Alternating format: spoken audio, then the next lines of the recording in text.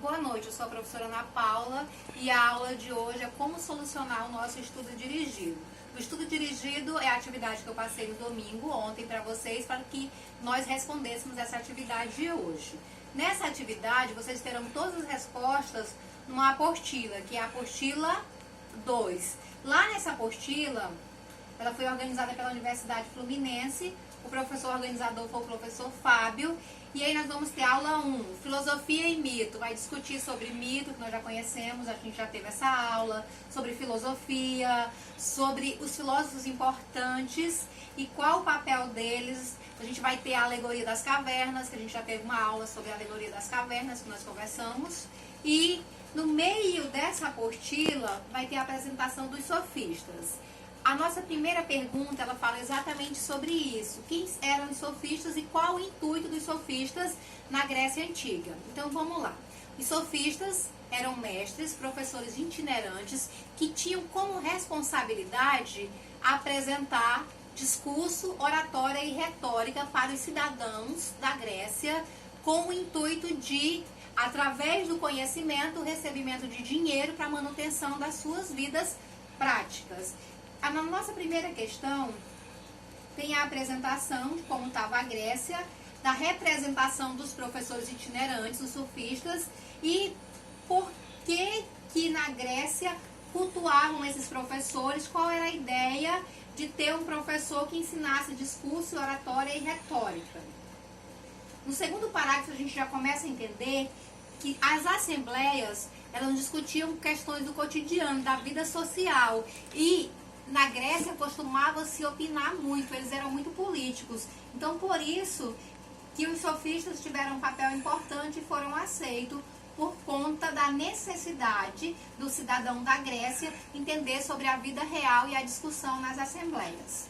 E aí o segundo parágrafo vai falar da metafísica, da filosofia tradicional e vai apresentar um parágrafo contrário à ideia dos sofistas, que é um parágrafo que vai dizer que em alguns momentos se questionava sobre o convencimento e sobre as instruções dos sofistas, se eram instruções que realmente eram verdadeiras ou se naquelas instruções, naquelas aulas, tinha um pouco da vontade deles prevalecendo.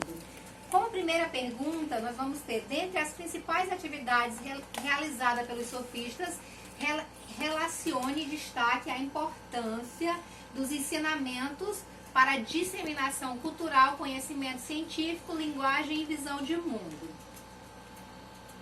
A visão de mundo é o posicionamento de cada pessoa no momento atual, ou seja, é sua opinião crítica, é sua opinião pessoal acerca de um tema social, de um tema em conjunto da vida prática que era discutido. Nessa questão, eu deixei 20 linhas para que vocês respondessem. Vocês podem livremente responder com as palavras de vocês, parafraseando o texto que está acima, ou vocês podem ler o texto, interpretar e responder a questão.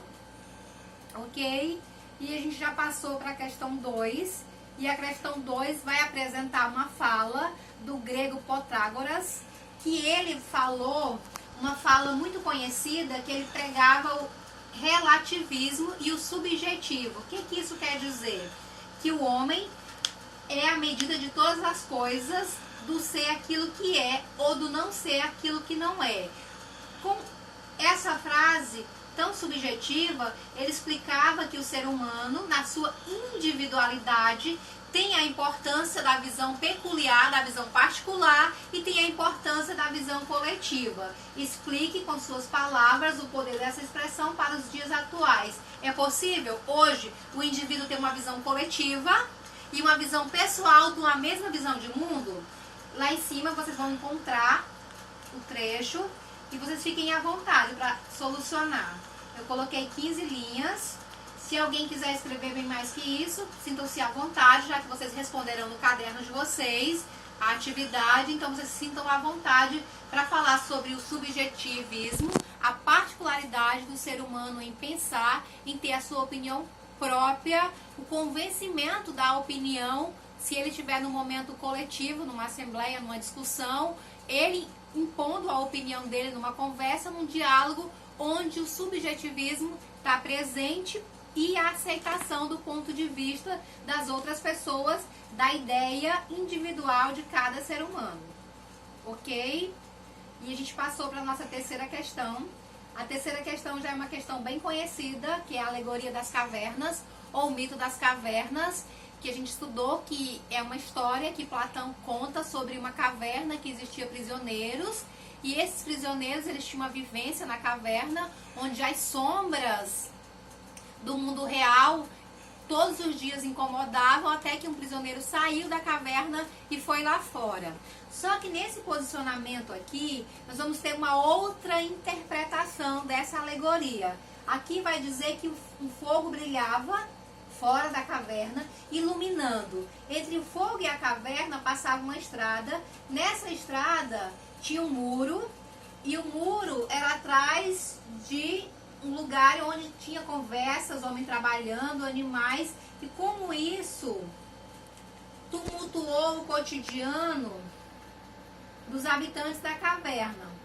A pergunta é: por que Platão descreve o processo dialético através do qual os prisioneiros se libertam, lutando contra o hábito que o tornava mais cômodo, ou seja, a zona de conforto está na caverna, e por que eles saem em busca da verdade, e qual seria essa verdade revelada por Platão sobre a metáfora da alegoria das cavernas. Então a pergunta é: por que o prisioneiro saiu da caverna, que era a zona de conforto, que ele conhecia, que ele sabia o que se tratava lá, e foi buscar verdades ocultas para quem estava na caverna, mas no mundo real? Pede para que vocês respondam numa forma de texto, e eu deixei 15 linhas. Então vocês podem utilizar as nossas explicações da aula O Mito ou Alegoria das Cavernas, que nós discutimos amplamente na sala de aula, para responder com base no pequeno trecho aqui fora, que vai falar que existia um muro perto.